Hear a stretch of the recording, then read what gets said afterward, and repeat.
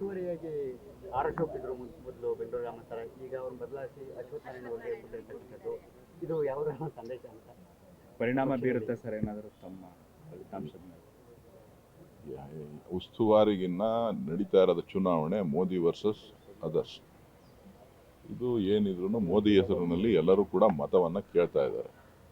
ನಮ್ಮ ಗುರಿ ಮೋದಿ ಆಡಳಿತವನ್ನು ಸೋಲಿಸಬೇಕು ಅಂತಕ್ಕಂಥದ್ದು.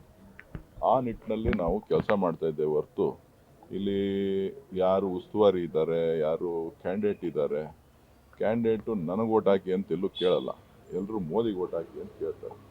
ಸೊ ಹಾಗಾಗಿ ಇವತ್ತು ನಮ್ಮ ಹೋರಾಟ ಏನಿದ್ರು ಕೂಡ ಸರ್ಕಾರದ ವಿರುದ್ಧ, ಮೋದಿ ಆಡಳಿತ ವಿರುದ್ಧ, ಮೋದಿ ವಿರುದ್ಧ. ತೆರಿಗೆ ವಿಚಾರವನ್ನು ನೀವು ಎತ್ತಿದ್ರಿ. ಈಗ ಕೇಂದ್ರ ಸರ್ಕಾರ ನಿನ್ನೆ ಕೋರ್ಟಲ್ಲಿ ಕೂಡ 2 ವಾರ ಟೈಮ್ ತಗೊಂಡಿದೆ.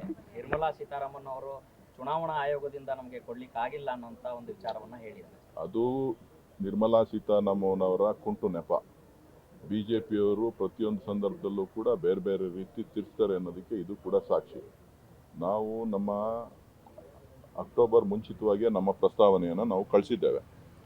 ಆದರೆ ಇವತ್ತು ಕೋರ್ಟ್ಗೂ ಕೂಡ ಮರೆಮಾಚುವಂಥ ಕೆಲಸ ಮಾಡಿದ್ದಾರೆ. ಅದಾದಮೇಲೆ 2 ಬಜೆಟ್ ಸೆಷನ್ಗಳ, ಒಂದು ಚಳಿಗಾಲದ ಅಧಿವೇಶನ ಆಗಿದೆ, ಅದಾದಮೇಲೆ ಬಜೆಟ್ ಸೆಷನ್ ಕೂಡ ಆಗಿದೆ. ಸೊ ಯಾವುದೇ ಸಂದರ್ಭದಲ್ಲಿ ಇವರು ಈ ಒಂದು ಪ್ರಸ್ತಾವನೆಯನ್ನು, ಆ ಸಂದರ್ಭದಲ್ಲಿ ಮುಖ್ಯಮಂತ್ರಿಗಳು ಭೇಟಿ ಮಾಡಿದ್ದಾರೆ, ನಮ್ಮ ಕಂದಾಯ ಸಚಿವರು ಭೇಟಿ ಮಾಡಿದ್ದಾರೆ, ನಮ್ಮ ಪ್ರಸ್ತಾವನೆ ಏನಿತ್ತು ಎಲ್ಲವನ್ನೂ ಕೂಡ ಇಟ್ಟಿದ್ದಾರೆ. ಅವ್ರಿಗೆ ಎಲ್ಲೋ ಒಂದು ಕಡೆ ಕರ್ನಾಟಕಕ್ಕೆ, ಕನ್ನಡಿಗರಿಗೆ ಮಲತಾಯಿ ಧೋರಣೆ ತೋರಿಸ್ತಾ ಇರಬೇಕು ಅಂತಕ್ಕಂಥ ಒಂದು ಕೆಟ್ಟ ದೃಷ್ಟಿ ಭಾರತೀಯ ಜನತಾ ಪಕ್ಷದ ಆಡಳಿತದ ನಡೆಸ್ತಾ ಇರ್ತಕ್ಕಂಥವ್ರ ಮೇಲಿದೆ. ಹಾಗಾಗಿ ಇವತ್ತು ಎಲ್ಲ ಪ್ರಾಜೆಕ್ಟ್ಸ್ಗಳಿರ್ಬೋದು, ಬರ ಪರಿಹಾರಕ್ಕಿರ್ಬೋದು, ಹಣಕಾಸು ನೆರವಿರ್ಬೋದು, ಎಲ್ಲವನ್ನೂ ಕೂಡ ಅವರು ಪ್ರತಿಯೊಂದು ಹಂತದಲ್ಲೂ ಕೂಡ ನಮಗೆ ವಿರೋಧ ಮಾಡ್ಕೊಂಡು ಬಂದಿದ್ದಾರೆ. ಸುಪ್ರೀಂ ಕೋರ್ಟ್ ಅವರಿಗೆ ಸೂಚನೆಯನ್ನು ಕೊಟ್ಟಿದೆ. ಸೊ ಅದು ಯಾಕೆ ಅಡ್ವೊಕೇಟ್ ಜನರಲ್ ಅವರು, ಸಾಲಿಸಿಟರ್ ಜನರಲ್ ಅವರು ಏನು ಆದೇಶ ಪಾಸ್ ಮಾಡಬೇಡಿ ಅಂತ ಹೇಳಿದ್ರು ನನಗೆ ಗೊತ್ತಿಲ್ಲ.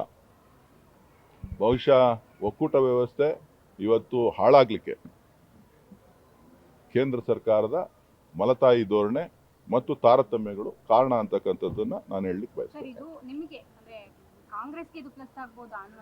ಇದು ರಾಜಕಾರಣ ಅಲ್ಲ, ಇದು ರಾಜಕಾರಣ ಅಲ್ಲ, ಇದು ಒಂದು ರಾಜ್ಯದ ಆರ್ಥಿಕ ಪರಿಸ್ಥಿತಿ, ಬರ ಪರಿಸ್ಥಿತಿ, ರಾಜ್ಯದ ಜನರ ಸಂಕಷ್ಟದ ಪರಿಸ್ಥಿತಿ.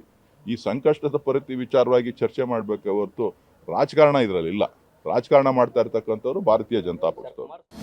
ಅನುಕ್ಷಣದ ಸುದ್ದಿಗಳಿಗಾಗಿ ವಿಸ್ತಾರ ನ್ಯೂಸ್ ಯೂಟ್ಯೂಬ್ ಚಾನೆಲ್ ಸಬ್ಸ್ಕ್ರೈಬ್ ಮಾಡಿ. ಹೊಸ ಸುದ್ದಿಗಳ ನೋಟಿಫಿಕೇಶನ್ಗಾಗಿ ಬೆಲ್ ಐಕಾನ್ ಕ್ಲಿಕ್ ಮಾಡಿ. ಲೇಟೆಸ್ಟ್ ಅಪ್ಡೇಟ್ಸ್ಗಾಗಿ www.vistaranews.com ವೆಬ್ಸೈಟ್ಗೆ ವಿಸಿಟ್ ಮಾಡಿ. ಅಂಗೈಯಲ್ಲೇ ಜಗತ್ತಿನ ಸುದ್ದಿ ತಿಳಿಯಲು ವಿಸ್ತಾರ ನ್ಯೂಸ್ ಕನ್ನಡ ಆಪ್ ಡೌನ್ಲೋಡ್ ಮಾಡಿ.